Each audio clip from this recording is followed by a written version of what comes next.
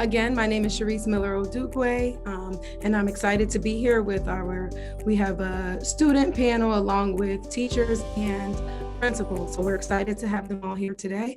Before I introduce our panel, I'd like to turn it over to Henry Rondon for a few quick welcoming remarks.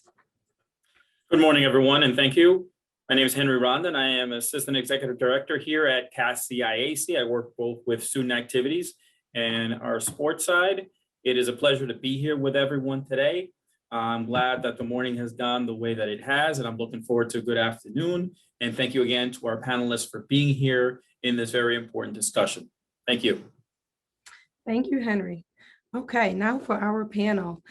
First, I would like to start off with one of our Student Equity Advisory Board members, Melinda Liu. Melinda is from Amity High School, and she is a rising junior. She'll be a junior this upcoming year. So we're excited to have you. Welcome, Melinda. All right, next we have Leanne Browett. She is a social studies teacher from Amity Regional High School, and we are excited to have you here today. Thank you and welcome. All right, next we have Anastasia Kimball. She is an English teacher from Amity Regional High School. Welcome, Anastasia, and thank you for being here. Next, we have Kendrick Moore. He's a school and community resource coordinator from Windsor High School, and he is also a part of our Student Equity Advisory Board. Thank you for being here, Mr. Moore, and welcome. All right, and last but not least, we have Anna Mann, principal of Amity High School, and she is also the treasurer from our CIAC Board of Control. And she wears many other hats, one including a mom of two at Amity Regional High School. Thank you so much for being here, Principal Mann. All righty, we will get started. Henry will start with our first question. Thank you. Our first question, we're going to direct it to our member from our board, Melinda.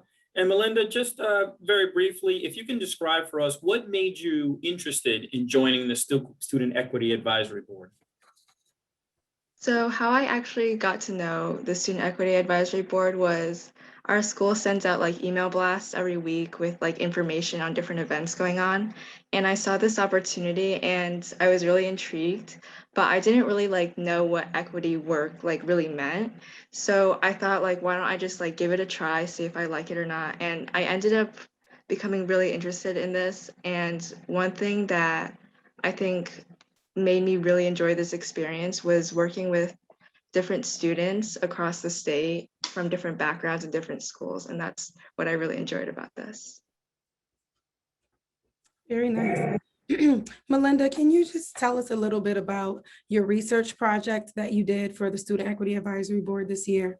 And just talk about what topics you researched, and were you able to implement any of that research into your school yet?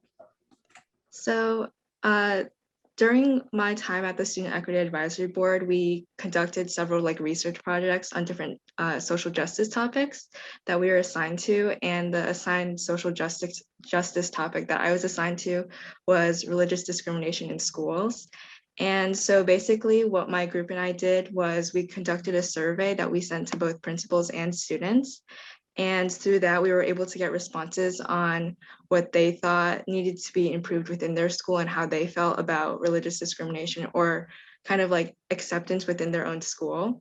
So I felt that through this experience, I was able to learn kind of how to deal with these types of issues, because one of the problems that we ran into was when we were conducting our survey, we couldn't like outright just say, do you have religious discrimination in your school? Because that's a really sensitive topic, and you can't just like, even though you want to pursue that topic directly, it's hard to, because people have different sensitivities. And of course, like this topic, it's really hard to talk about. So that was one of the main challenges we had, was kind of like changing up the language that we used in our surveys. But in terms of like changes, we weren't really able to implement these changes due to like COVID, and also because our school was dealing with kind of like schedule changes like throughout the year, and it was a really hectic year for everybody. So it was hard to implement these changes. But I think in the coming year, I don't know if my principal wants to talk about this later, but they're planning on doing an initiative for No Place for Hate and kind of promoting equity within like religion and also like race. Very good, thank you.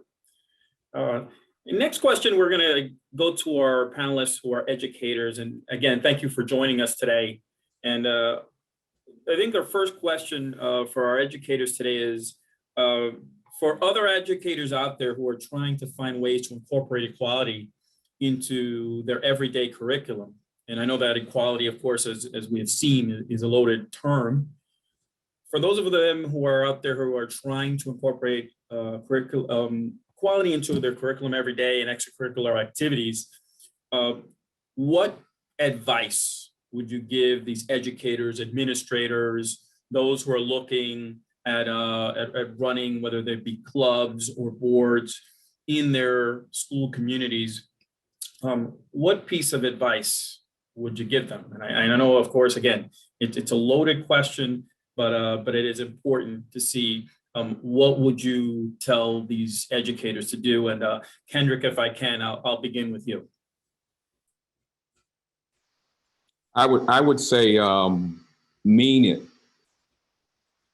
Like in order to have a successful program, especially as it deals with equity or anything that can cause controversy, there has to be some level of, or a high level of being genuine. Like it has to come from a great place. Because if it doesn't, if you do not function on being gracious and respecting other people on any level, it will never come off the right way, and it will never have sustainability. It'll just be something that we have this initiative at the school that we're trying to do for whatever media purposes, etc. Those things don't last. So in order to function at a high level, it has to make sure it comes from a sincere and generous place. Like you have to start there. Sometimes we don't even understand what the basic gifts and the natural, thing is that can drive home things. One of my messages that I'm getting ready to send out today has to do with goal setting. We look at goals from a different reason. If we don't attach self-discipline to our goals, it'll never have any sustainability. This is why we have so many ups and downs with the things that we do, because we're functioning on the goals, but we don't operate on the fact that we need to make sure we have self-discipline. We need to work on the self-discipline before we work on the goal setting in order for it to have any sustainability.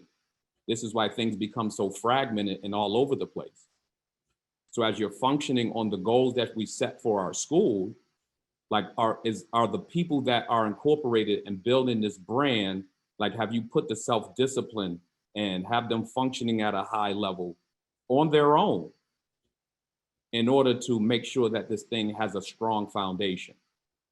So I just think it needs to start there before we even get into any venture that we get into, because that's what I do here at the high school. At Windsor High School with my programs that I run, there is just a huge sense of, and I would like to say the reason why I'm able to get our student body to function and move the way we do is because it comes from a good place. I don't know more than anybody that I'm working next to. But when you're genuine about it and it comes from a good place, the students are going to react to it. White, Black, Asian, whatever, Hispanic, whatever kids that I'm able to get my hands on and touch, we're able to change the world. So if you want something like that, it got to come from a good place. So that's why I'll make sure we have to start. Thank you. Leanne, why don't you go next, please? Sure, I love that message of authenticity. I would suggest remembering why we all got into education in the first place. Right? It was so we can give all children an opportunity, not some children. And we can't take for granted who is sitting in front of us just based on the way that they look. So I would think about like what motivated me to get into this field. And that's sort of beneath it all. We want every child, every person to feel accepted, valued, and and equal in our community. And then I'd start to think about the things that you already do in your classroom to generate those feelings of equity. And is it really all that different to now talk about it on a more systemic level? So that's what I would suggest. Thank you. Anastasia, please. Sure, thanks. I had a bunch of ideas, and then I thought, it said one piece of advice, so I just put commas, imagine commas between them all. I think first and foremost, sort of building on what Leanne said, you have to meet students where they are, and that includes how their identities and how their experiences shape how they learn, right? And I'd piggyback onto that equity issues exist throughout all content areas. I think it's been my experience, I'm an English teacher, it's been my experience that teachers of math and science often say to me, well, it doesn't relate to my classroom. And I think the students in front of them, right, have particular experiences. And so equity issues affect all of us. After that, don't be afraid to make mistakes, but then own them. Don't be afraid to do the work. Ask the questions you have, challenge yourself. I think it's really important not to shy away from difficult conversations. And then it's okay to say if you struggle with some of it, and you can share that with your students if it's happening in a classroom, with your colleagues if it's happening in a PLC or something, in a professional thing. But I think, and again, that I think also speaks to authenticity. Like, own it, go through the process, narrate that process if it's a struggle, and do the work. Thank you. And we will finish this question with our principal in the panel. Go ahead, Anna. Thank you so much. And I know that Kendrick wants to say something, so I'll turn it back to him afterwards. But I would echo what everybody has said, and particularly the idea of authenticity. And I think that Melinda kind of started with that idea of her having an opportunity to bring her experience, but also listen to other people. So I do want to build off of that. And as Sia said, we all are teachers of students. It doesn't really matter what we are teaching the subject, because we are here to all teach kids. So my advice would be to really kind of focus on what's just and right for students as they are preparing. Like Dr. Williams had a lot of conversation, or had a lot of part of his presentation was about becoming a good citizen and working toward questioning, because that is what it means to be struggling through understanding this democracy. So to me, I think that's whatever we are doing, whether it is curricular, co-curricular, extracurricular, offering students the opportunity to prepare to be contributing citizens to society, because they are our society. So as long as you're kind of focusing on that and identifying that the work that you're doing, and part of that work means being an example for students, like Tasia was saying, what Leanne was saying, that that we have to be willing to struggle. It's very difficult for teachers to struggle in front of kids because it's not what we're comfortable with. But I think that's really an important part, is owning our mistakes, and then once we make mistakes, being willing to keep trying. So Kendrick, I think, had something to say. Yes, because we focus so much on the student sometimes, and like, what are we really doing to make ourselves better every day to prepare for our students? Like, one of the biggest things that I find that's most important is relationship building. Like, again, we talk about we develop these narratives of where we want to get to and why people, but what about yourself, and how do you treat people every day? Like, what do you do to build relationships in your classroom? What do you do to build relationships just on a daily basis? Like, there's some little things that can inspire and motivate a student to get them to open up about certain things, with how they're feeling. I have these conversations all the time about personal growth and personal development. Like, but what are you doing to build yourself up every day? And you can't really do that if you're not in a good place. You can't get to being equitable if you're not in a good place coming into an environment that's broken every day. And I'm talking about the adults. So how do we expect the students to function in that environment as well? Like, so there needs to be a huge emphasis on what we're doing to better ourselves. Like, that's where the conversation needs to begin.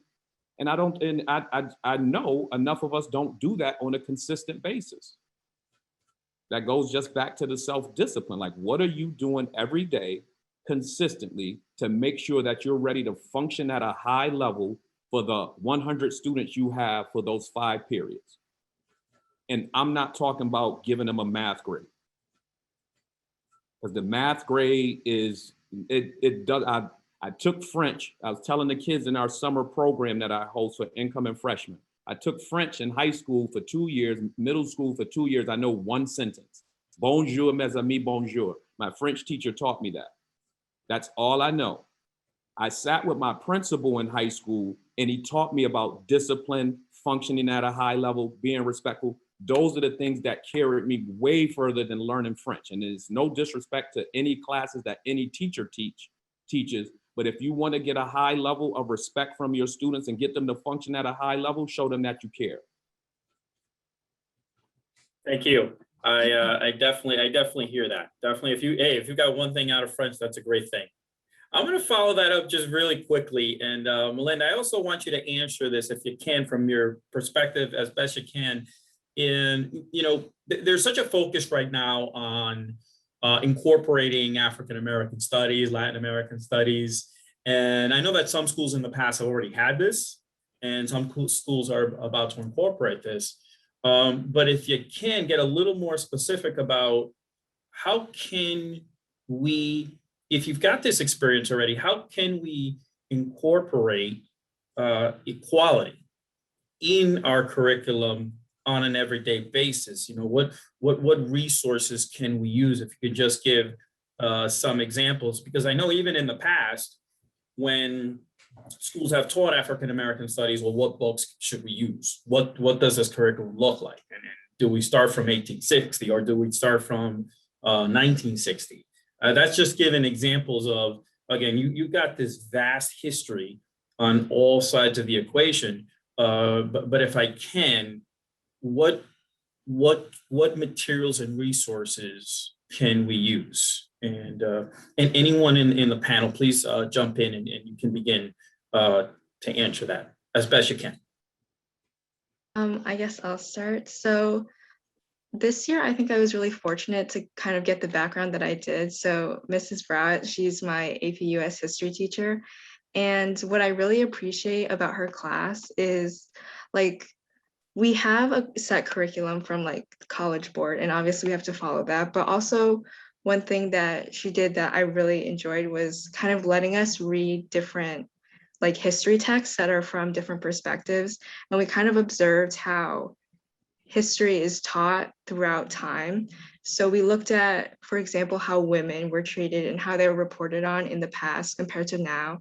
And also in terms of like African Americans and Hispanics throughout American history. And I think for me, I was really fortunate to kind of start from the beginning of when this country even came into existence, to see how these historical trends have continued or changed throughout history. And I don't know if Ms. Brown wants to talk about this later, but I think like connecting those dots and seeing how we all started from kind of like bringing in African American slaves to where we are now, and isolating those pieces of evidence that kind of show the patterns are like really important. And also, I think one thing I really enjoyed from her especially was she and her son made this amazing documentary that chronicled the African American experience within the US, and kind of, as I said before, how it started from just slavery and how it ended up to today.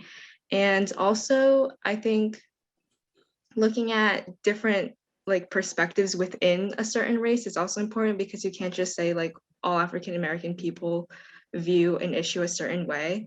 So I think one important thing that I did in English class, which I really enjoyed that Ms. Kimball did, was we read a story by Zora Neale Hurston, which was called Their Eyes Were Watching God. And one important aspect about this story is really that her story for the African American community during that time was really controversial because of her use of like dialects.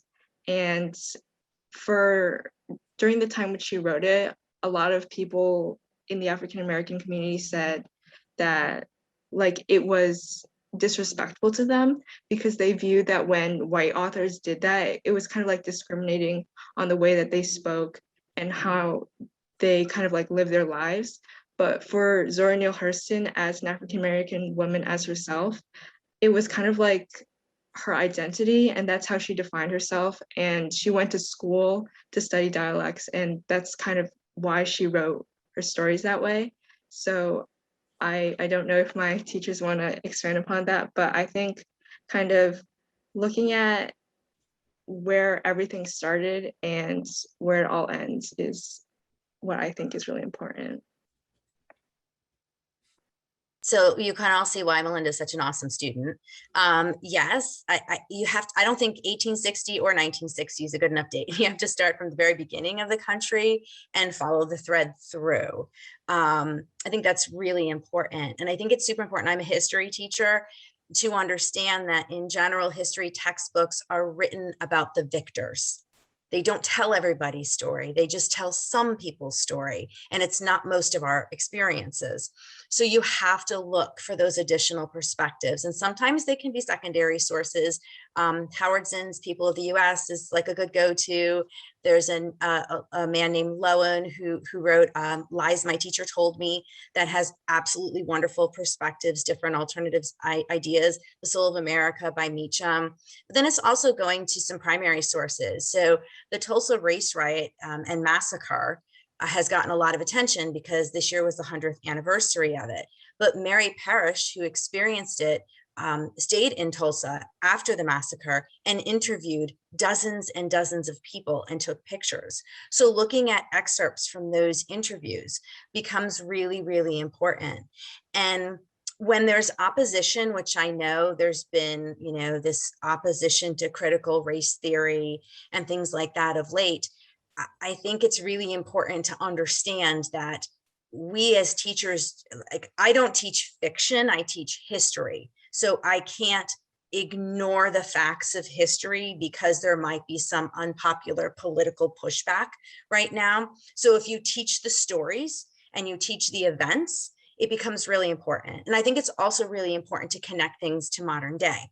So I just did a 3-day online conference with the University of Missouri on Black history, which focused a lot on this idea of loss of generational wealth within the Black community. So we tend to focus on the big violent events, and we're outraged by them, but we're not as outraged or don't seem to pay enough attention to understand what has happened to this community generation after generation that has put him in such economic disadvantage. And I'm already, once I attended the conference, was already thinking to next year when I talk about, the attempted coup that just happened in January at our nation's capital. I need to talk about the Wilmington coup that happened in 1898, where literally a coup occurred in Wilmington, North Carolina, where Republicans who are on the side of racial equity were removed from office. Like, it's a legit thing.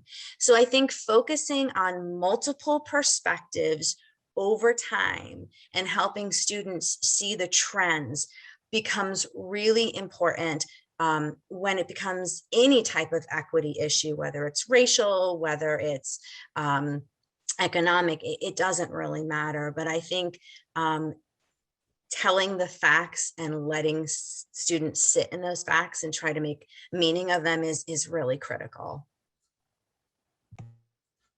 Great. I'd actually love to piggyback on that, if I could. I think that, Henry said, where do we start? And Leanne, as a history teacher, starts at the beginning of a history. As an English teacher, I teach American literature survey course and a modern American literature course. And I mean, everything sort of comes full circle. Anna is now my principal, but she used to be my department chair. And before she was my department chair, she was my colleague. And even 20 years ago, we felt that the English curriculum was really, primarily centered on the canon, the old canon. And we tried to introduce text, and I've run with that as throughout my courses. So my American Literature Survey course is a sophomore course. And so it has to have sort of a broad base, but I feel that it's really important to bring in, as Melinda said, other people's voices number one. Number two, I think that I want to go back to something in a sense that Kendrick said, but you have to invite students into the conversation. I mean, I'm not just teaching, content. And so when we have difficult conversations, be sure, I always really work hard to call in students so we can talk about what's happened as opposed to calling out students. And I'd say 25 years ago, we would call out students and move on. And so calling them in, stopping the content, if we will, to have that conversation. Anecdotally, I will say I was really upset, to Leanne's point, after January 6th, that I went into class the next day in all my classes, whether they were American literature or not, to talk about what students had seen, what they were feeling, what it looked like. And I had a PLC later that day, and I was the only teacher in my PLC who did that. And my colleagues said, well, it doesn't have anything to do with math. Well, I was really upset by that, because we're not, again, as Kendrick said, we're teaching students, we're having relationships. But so I'll just, so that was really upsetting to me. In terms of my own classroom, I really try to hear and to let students hear and see other voices. Ironically, coincidentally, a couple of years ago, I thought that there were not enough of the voices in American literature that we listened to or we read at Amity. So I created a new course called Other Voices, Other Rooms, the Literature of the Other America. And I think that we're talking about intersectionality as really key to that.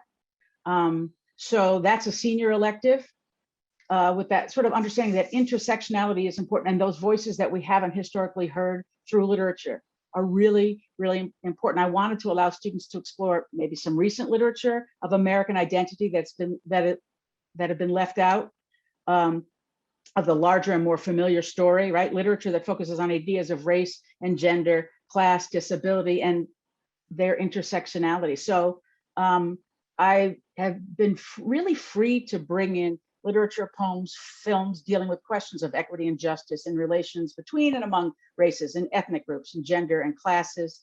And it allows the students, the seniors, to sort of critically reimagine a new America or a new American dream. Sophomore year, we look at the American dream, but I think that that's monolithic and out of date to look at it in those ways. And it allows students to sort of experiment in a really safe environment and to analyze literarily, but also they bring in all of their historical knowledge, because again, the subjects we teach, particularly in my experience to the seniors, are really interconnected, and to analyze the struggles of the silenced voices as well as their own voices. For example, for years and years, and I've struggled with this, Amity requires sophomores to read The Adventures of Huckleberry Finn. I think that's problematic. And finally, it's been a summer reading book for my honor sophomores. And this year I said, I cannot do that any longer.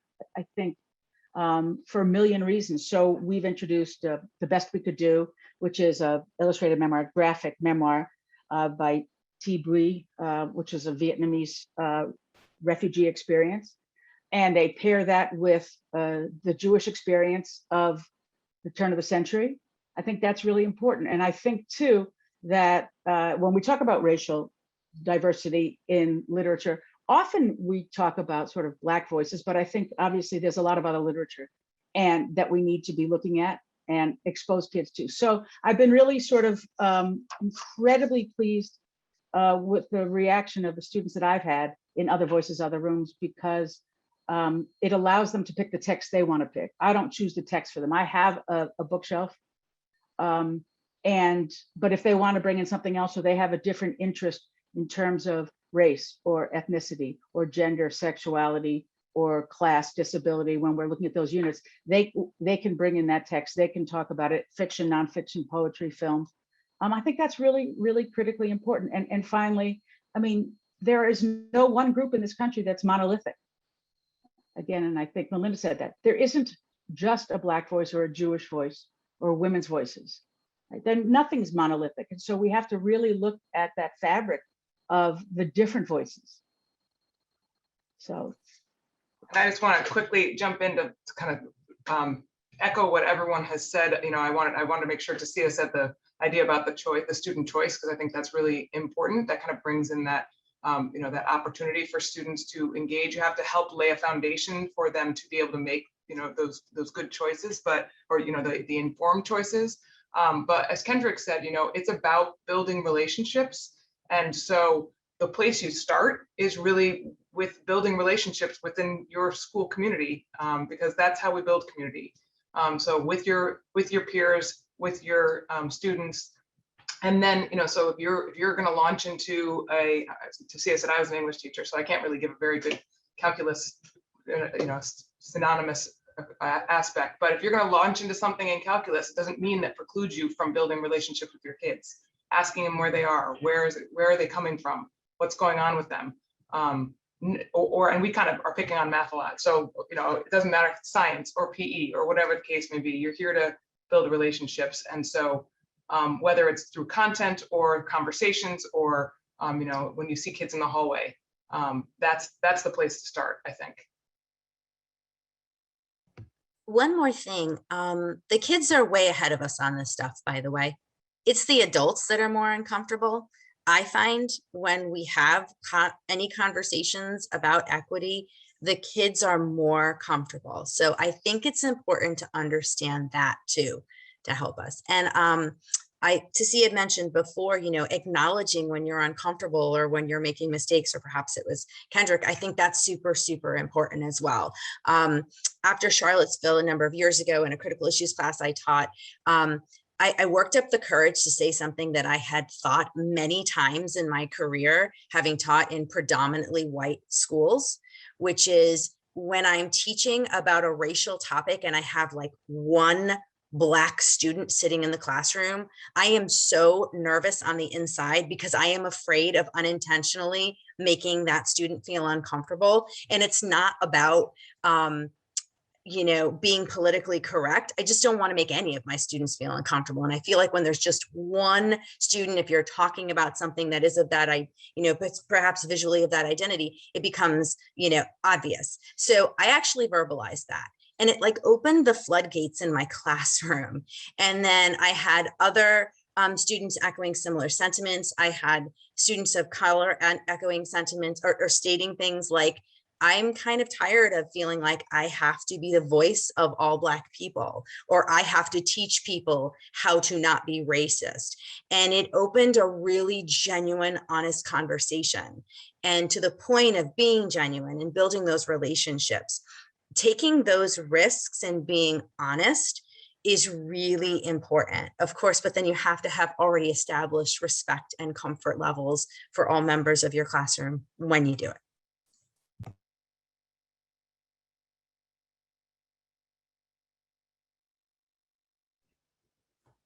Okay, thank you so much for that.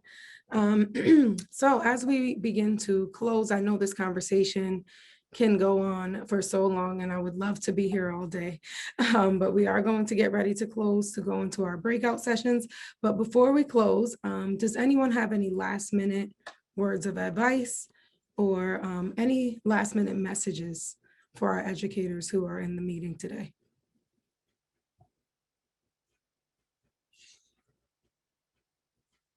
Okay, and one last thing, Melinda, I know you are going to your junior year. So we are fortunate enough to have you for 2 more years on our Student Equity Advisory Board, we hope. But what are your plans and your goals for the future?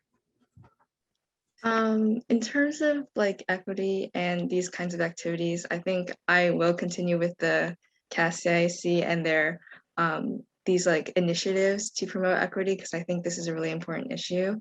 But in terms of life in general, I just want to see where everything takes me, just try out everything I can while I'm in high school, and then see what the future brings. So I don't really have any clear goals. We appreciate all that you do. And I'd like to thank the panelists again for being here and taking the time out of your busy schedules to be here with us today. So we hope to speak again, and I will turn it over. Oh, Mr. Moore. Yes, one thing I just want to say, it's about the follow-up to me. if you have something in your heart and that you want to do, like act on it now. You don't have to wait until the school year starts. You don't have to wait for someone else to push you. I know we all come here for different reasons, to these webinars, to speeches. Some of us come for education. Some of us come to do somebody a favor because we just got invited to it. You know, some of us come because we need a refresher, et cetera. Whatever the case may be. The most important thing right now is when we leave here, what are you going to do? Even the student body, the schools that are already functioning and moving towards adding things on equity, you can still do more. Like, what are you really going to do about this with this conversation and this information? Because don't be fooled that you might think your school or your students, because I never take it for granted with our students. Never, never. Everything that I try to incorporate is inclusive. Like everything, I just never take it for granted, right? So I'm always functioning on that level to make sure, again, that I'm prepared for each student every day. And it starts in my morning, I'm prepared for each student every day. And so when I leave here, trust me, my thought process, I got a meeting at 12:30 with some of our leadership students as well in regards to preparing. So we're starting now to prepare for the upcoming school year. So when you leave here, like really, what are you going to do? Are you just going to sit and talk about it? Are you going to wait until August till the energy's gone? Because here's the deal, you feel a certain way now. I'm sure you feel a certain way about what we're saying, right? But at this moment, if you're feeling high, start doing something, because if you wait a couple of weeks, your feelings about these conversations are going to change. Right? So if you're going to do something, act now. Like, what are you really going to do in pertaining to the follow-up of these conversations? Thank you very much for that message of taking action. That is extremely important, and we really hope to continue this important work.